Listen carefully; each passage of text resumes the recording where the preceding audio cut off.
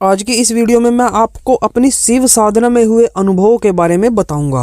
6 लाख ओम नमः शिवाय का जाप करने के बाद मुझे मेरी शिव साधना में क्या क्या अनुभव प्राप्त हुए थे, उन सब के बारे में मैं आज आपको बताने वाला हूं।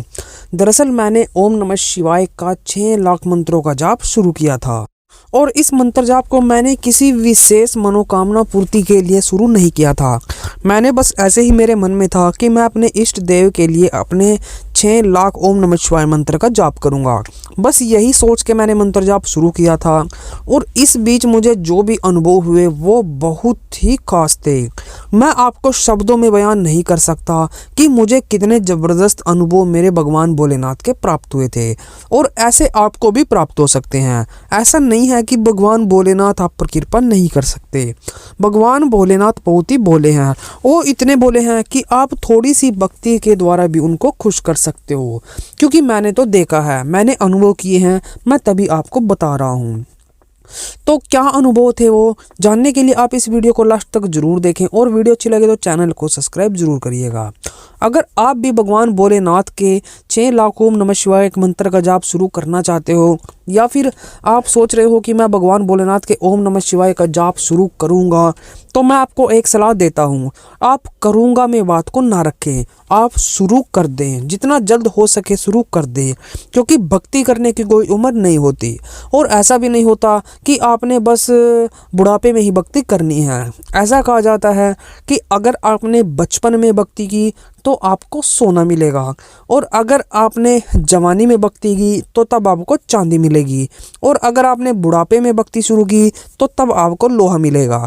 अब आपको देखना है कि आपको सोना चाहिए, चांदी चाहिए या फिर आपको लोहा चाहिए। जिसको जो चाहिए वो उस हिसाब से भक्ति कर सकता है। मैं आपको यही राय दूंगा कि आप अपने बचपन से ही भक्ति करने की आदत डाल लें। इससे आपको बहुत ज़्यादा फायदे मिलेंगे, आपको मोक्ष की प्राप्ति होगी, इष्ट देव की कृपा आप पर बरसेगी और आप जिस भी काम में कदम रखोगे वो काम होके ही रहेगा, आपके हक में होगा, आपसे पीछे नहीं जाएगा। तो बात करते हैं ओम नमः शिवाय के जाप की। मैंने ओम नमः शिवाय के जाप का 6 लाख का संकल्प लिया था।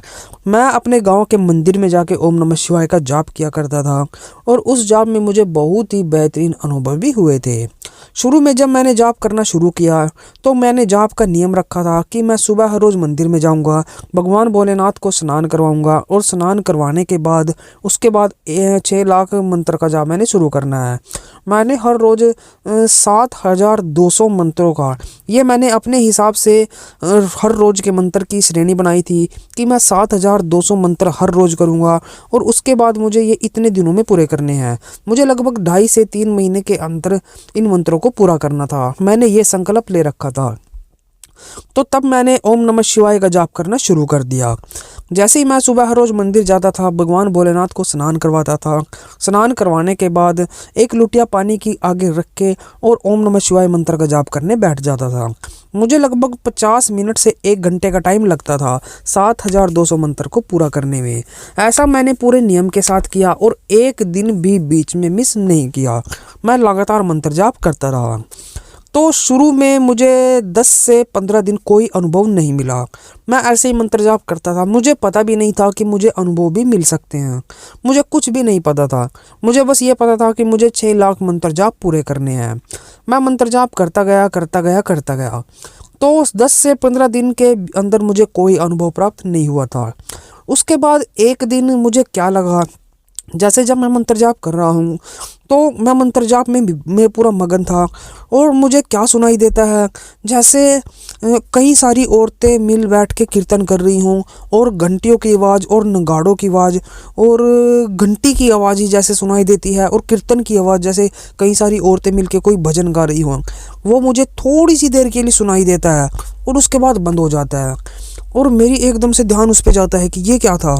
मैं सोचने लगा, लेकिन मुझे बिल्कुल भी समझ नहीं आ रहा था कि ये क्या था। वो मुश्किल से 7 या 8 सेकंड के लिए हुआ।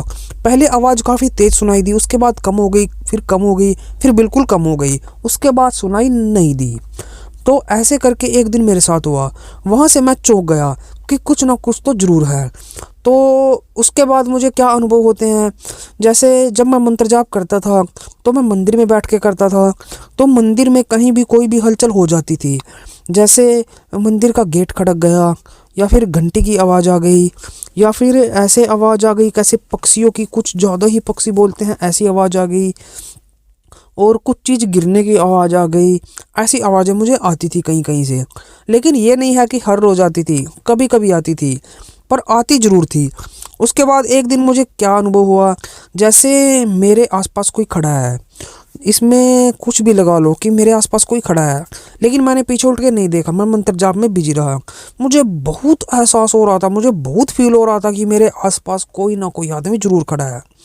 उसके बाद एक दिन मुझे महसूस होता है जैसे भगवान नंदी महाराज मंदिर के बाहर खड़े हैं, उनके सांसों की आवाज़ आ रही है, और उसके बाद एहसास हुआ कि मेरे आसपास ही हैं। तो ऐसे ऐसे एहसास मुझे भगवान भोलेनाथ के मंत्र जाप करते हुए होते रहे। कई बार एहसास होता था जैसे मुझे घबराहट हो रही है और मुझे उठ के चला जाना चाहिए, काफ़ी ज़्यादा हार्ट बीट बढ़ चुकी है, ऐसे भी होता था।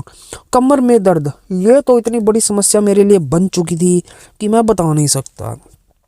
दवाइयाँ लेने के बाद भी मेरे कमर का दर्द सही नहीं हो पा रहा था, पता नहीं क्यों, लेकिन मेरी कमर में बहुत ही ज़्यादा दर्द था, और ये मंत्र जाप करने से ही हुआ था।